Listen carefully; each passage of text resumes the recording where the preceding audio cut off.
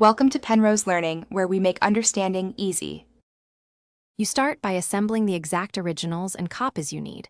Once done, sign and ink only where the document requires your signature.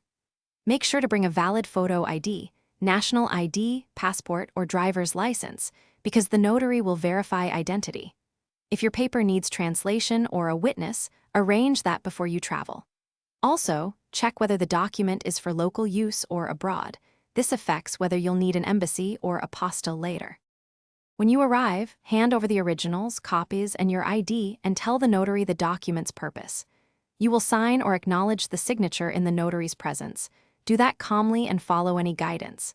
Pay the prescribed fee and request a receipt. The notary then completes a certificate of notarization, places an official stamp or seal, and signs. These steps authenticate the document.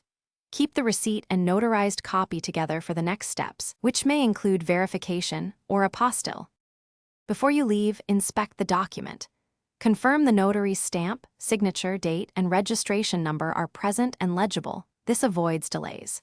If the document is for use abroad, take it next to the Ministry of Foreign Affairs for authentication or to the relevant embassy for legalization. Make sure you know which one is required. If a receiving party rejects the notarization, get their written reasons, then correct the specific issue, missing signature, wrong ID, or absent stamp, and return for renotarization as quickly as possible. Thanks for watching. If this was helpful, leave a like and consider subscribing. See you next time.